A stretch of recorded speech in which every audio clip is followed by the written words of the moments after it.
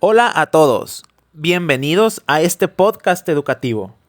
Hoy vamos a explorar un tema fundamental en la hematología y en la inmunología clínica, la anemia autoinmune, comúnmente conocida por sus siglas como AHAI. Mi compañera Evelyn y yo, su servidor Gustavo Alberto, presentaremos este podcast para la materia de fisiopatología. Esperemos que sea de su agrado. Vamos a empezar a desglosar este trastorno. Para empezar, debemos entender que la anemia hemolítica autoinmune no es solo una enfermedad, sino que es un grupo heterogéneo de anemias hemolíticas que van a ser causadas por la producción de autoanticuerpos y que se van a dirigir contra antígenos propios que están presentes en la membrana de los eritrocitos. Y pues en términos sencillos vamos a tener que es una situación donde nuestro propio ejército interno, o sea el sistema inmunológico, va a sufrir una confusión de identidad y va a comenzar a destruir nuestras propias células sanguíneas. Y esto va a cortar la vida media de estos eritrocitos de forma drástica. Lo que hace este tema tan relevante en la práctica médica es que la anemia hemolítica autoinmune va a representar una pérdida de la autotolerancia inmunológica. Normalmente nuestro cuerpo tiene mecanismos de control como los linfocitos T reguladores que van a impedir que ataquemos nuestros propios tejidos. Sin embargo, cuando estos controles fallan o aparece un mimetismo molecular tras una infección, el equilibrio se va a romper y va a comenzar la destrucción. Clínicamente, esto no se va a manifestar siempre de la misma forma. La gravedad de la anemia va a depender de qué tan rápido se están destruyendo los glóbulos rojos y qué tan capaz es la médula ósea de compensar esa pérdida. Vamos a tener que un paciente puede presentar desde una fatiga leve hasta una crisis hemolítica grave con ictericia y orina oscura. Y pues para estudiar esta patología, los médicos la clasificamos principalmente según la amplitud térmica de los anticuerpos involucrados. Esto puede sonar muy complejo, yo lo sé, pero básicamente se va a referir a la temperatura a la que estos anticuerpos prefieren trabajar. Por un lado, vamos a tener que los anticuerpos calientes que reaccionan a nuestra temperatura corporal normal de 37 grados. Y por otro lado, vamos a tener los anticuerpos fríos que se van a activar en las zonas más frescas del cuerpo, como las manos o los pies, donde la temperatura baja de ese umbral. Pero, ¿qué ocurre a nivel molecular? ¿Cómo es que un anticuerpo logra que un macrófago destruya un eritrocito o que el sistema del complemento lo haga explotar? Para explicarnos toda esa técnica de la fisiopatología, le cedo el uso de la voz a Evelyn, mi compañera, quien ha preparado un desglose muy detallado de estos mecanismos.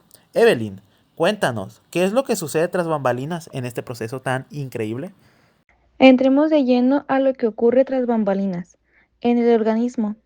Las fisiopatologías de la anemia hemolítica autoinmune no es un evento al azar, es un proceso molecular muy preciso donde interactúan tres protagonistas: los anticuerpos, el sistema de complemento y las células del sistema fagocítico mononuclear. Para que lo entendamos bien, vamos a dirigirnos según el modus operandi del anticuerpo. Comenzaremos con el mecanismo de los anticuerpos calientes, IgG. Este es el tipo más común, representando casi el 80% de los casos. Aquí los protagonistas es la inmunoglobulina, IgG, que tiene su máxima afinidad por el antígeno eritrocitario a una temperatura de 37 grados centígrados.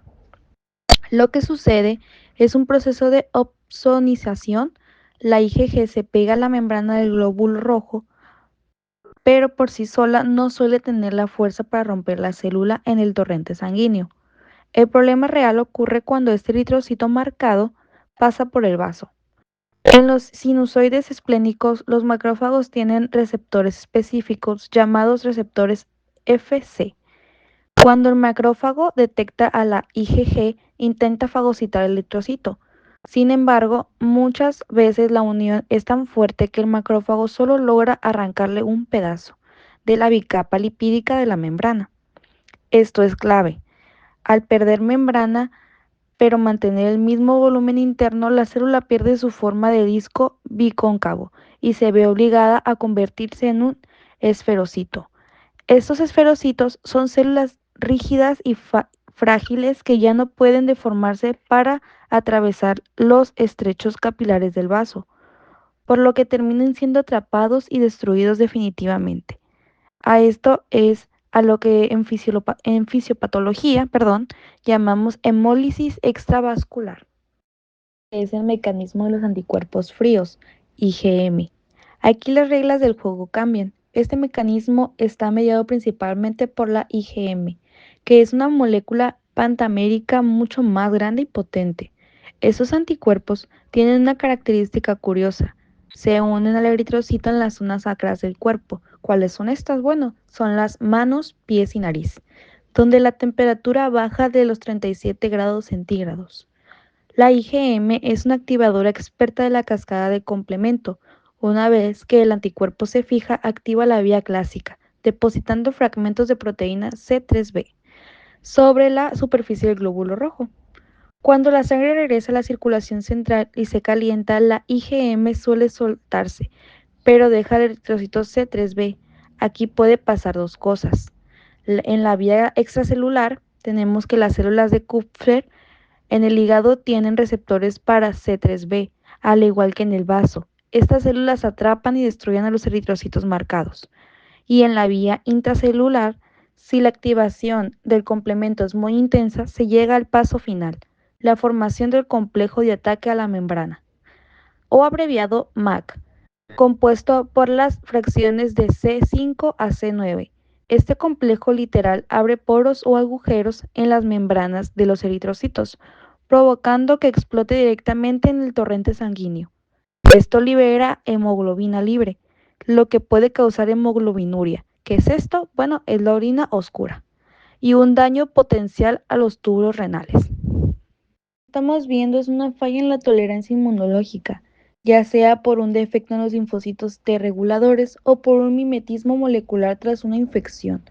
El cuerpo deja de reconocer lo propio.